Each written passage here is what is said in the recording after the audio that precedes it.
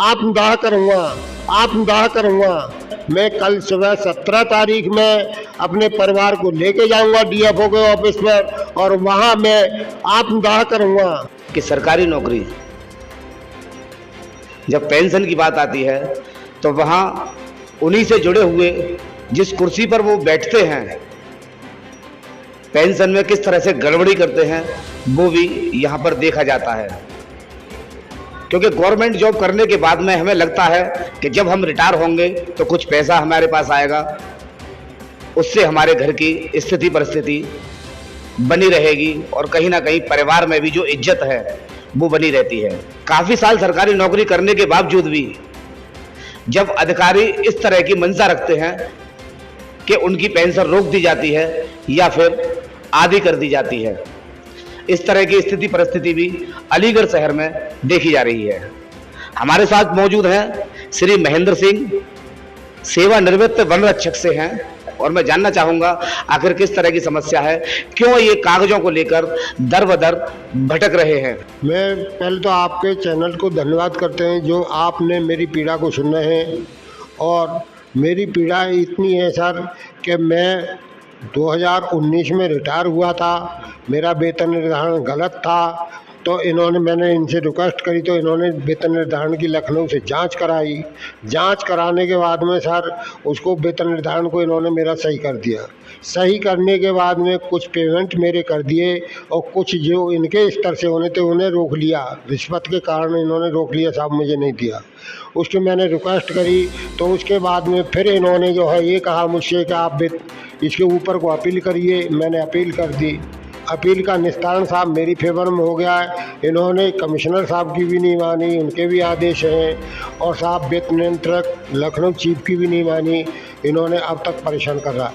बड़ी अडम्बना की बात यह है कि जब तक मेरी पेंशन का आदेश इन्होंने करा था और जब मैंने उसकी पेंशन कैंसिल करी थी इन्होंने, तो मैंने अपील करी थी। जब तक अपील का निस्तारण नहीं हुआ तब तक मेरी पेंशन इन्होंने नहीं काटी, संशोधित पेंशन चल रही थी। जब अपील का निस्तारण हो गया तो उसके विपरीत चिढ़ के उच्च अधिकारियों के आदेश को ताक में रख के ठोकर मार के इन्होंने साहब मेरी रिकवरी शुरू करा दी। अब रिकवरी के बाद में सर ये मुझे बहुत ही वो कर दिया इन्होंने, पेंशन काट दी। जहाँ मुझे 22-24 हज़ार पेंशन मिलती, 8 हज़ार कर दी मेरी।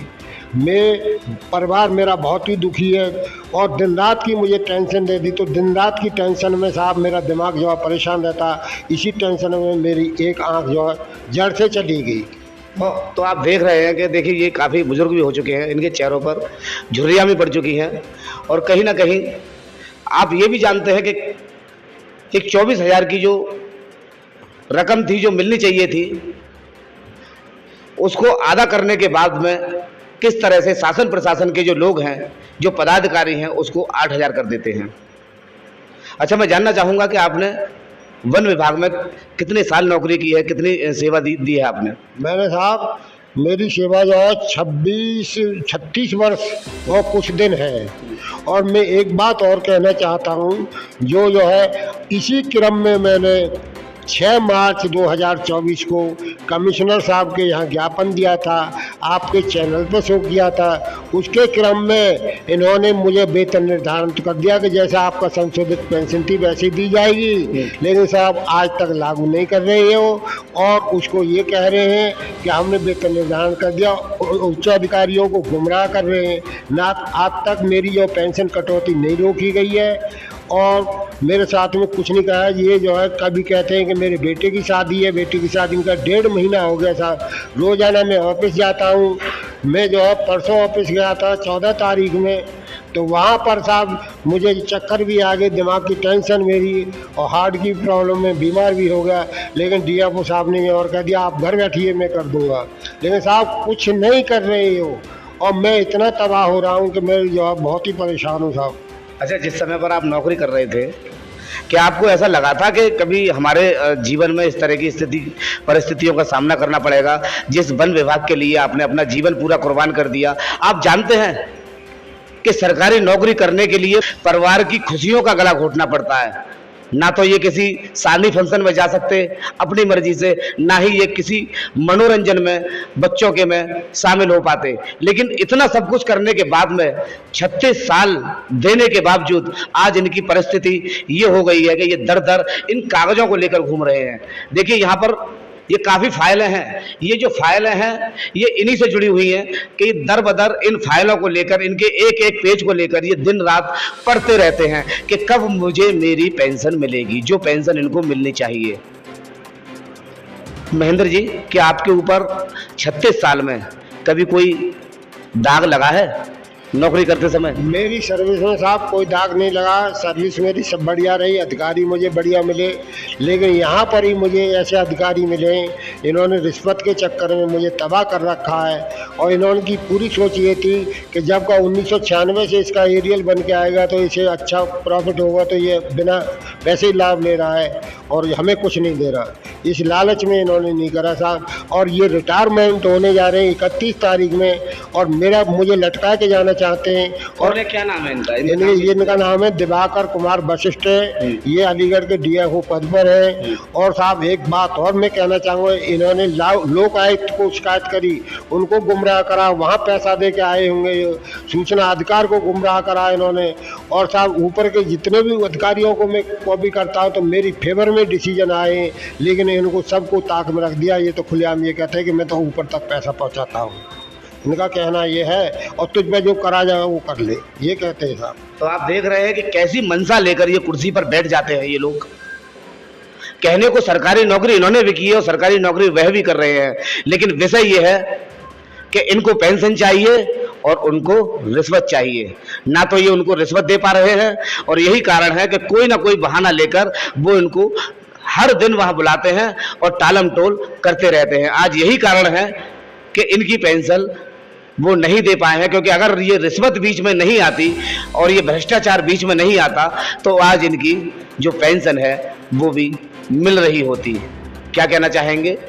क्योंकि कहीं ना कहीं हमारे चैनल में जो दर्शक जो देख रहे हैं, इस तरह की पीड़ा जब एक होती है, क्योंकि गवर्नमेंट से जुड़े हुए भी काफ़ी लोग इस तरह की वीडियो को जब देखते हैं उनके दिल में भी इस तरह के ख्याल आते हैं कि हम सरकार के लिए अपना पूरा जीवन दे रहे हैं, कहीं हमारे साथ भी इस तरह की स्थिति परिस्थिति न बने जो श्री महेंद्र जी के साथ बन रही है। क्या कहना चाहेंगे सर?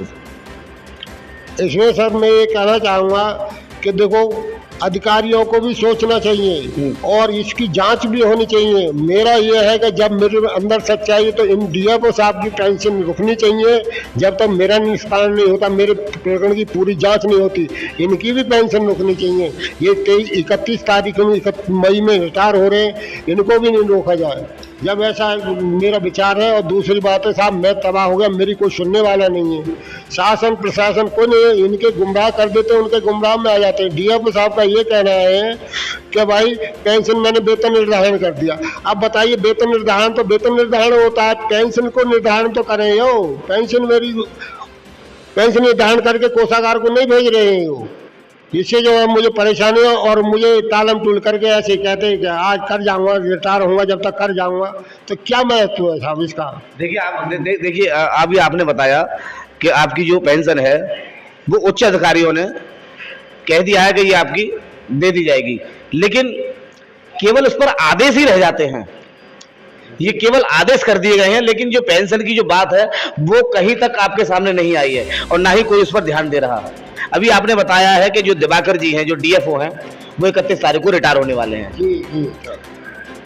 तो क्या उनकी पेंशन के आगे भी इस तरह की चीजें आ सकती हैं? नहीं आ सकती, क्योंकि वो खुद ऐसे लोगों से जुड़े होते हैं कि वो अपना काम करा लेंगे, लेकिन आपको हो गया है थोड़ा समय, इस वजह से शायद यही कारण है कि वो अपना तो पल्ला झाड़ लेंगे, लेकिन आपको उन्होंने लटका रखा है। मैं साहब बार बार वापस जाता हूँ, बुलाते हैं मुझे, लेकिन मेरा काम बिल्कुल ही नहीं करते। वो अपनी पेंशन करवा रहे, अपना GPF करवा रहे, अपना सब काम करवा रहे, पूरा स्टाफ उनके ही चक्कर में लगा रहता है। और जबकि मेरा मसला इतना पुराना है, इन्होंने इतना दुखी कर रखा है, 2019 से मसला है मेरा देखा जाए तो। और ये बताइए, मुझे 4-5 साल हो गई, मेरे को पुरानी ने अपने बिल्कुल तैयारी में लगे हुए साहब। क्या करा जाए, क्या नहीं करा जाए साहब, मैं तो बहुत ही साहब परेशान हो गया। क्या करूं साहब, मुझ में कुछ बात भी नहीं हो पा रही। और मैं इतना दुखी कर दिया है इन्होंने कि साहब मेरी तो परिस्थिति ऐसी है, मेरा परिवार जो है बिल्कुल खाने के लिए मोहताज हो रहा है। और आजकल की महंगाई में आप देखते हो, लेकिन इनको कुछ नहीं, मेरी तकलीफ भी नहीं देखी इन्होंने, मेरी आंख भी नहीं देखी। जब मैं इतनी टेंशन हुई तो इनको मेरी तो कुछ तो सहानुभूति करे, लेकिन साहब कुछ नहीं। देखिए ये वो लोग हैं गिद्ध की तरह बैठे हुए हैं हर किसी को नोचने के लिए। बस इनको हमेशा एक मौके की तलाश रहती है कि कैसे भी करके हमारे हाथों में भ्रष्टाचार का जो रुपया है वो आए। पता नहीं कैसे पचा जाते हैं इस तरह के लोग। मुझे दिख रहा है कि अब मुझे पीड़ा कोई न्याय नहीं मिलने का, मरना मुझे वैसे भी है। तो साहब मेरी तो स्थिति है कि मैं इसी मर जाऊं, मैं बालकों को क्या करूं क्या नहीं करूं, मेरा कोई गुजारा बसारा नहीं हो रहा। मैं कल सुबह 17 तारीख में अपने परिवार को लेके जाऊंगा DFO के ऑफिस पर, और वहां मैं आत्मदाह करूंगा। मुझे क्या करना है, मैंने हम सब काम करके देख लिए, कोई नहीं सुनना। तो मेरा यही है कि मैं कल को DFO ऑफिस के यहाँ जाके अपने परिवार को लेके वहाँ जो है मैं आत्मदाह करूंगा। चाहे ये DFO साहब मुझे जेल में डाले या DM साहब जेल में डाले, कोई कुछ भी करे, साहब मुझे तो मरना ही है ये, लेकिन मुझे न्याय मिलना चाहिए तुरंत।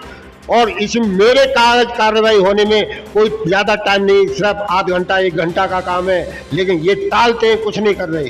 कोषागार को इसका प्रस्ताव जाना है, कोषागार से लेटर होने, सब काम होने, करना नहीं चाहते साहब। मेरी तो ये है। तो बने रहिए हमारे साथ, अब देखते हैं कि DFO साहब इसमें किस तरह कदम उठाते हैं। बने रहिए हमारे साथ। मैं हैप्पी राजा, विजय सिंह के साथ आज का सच।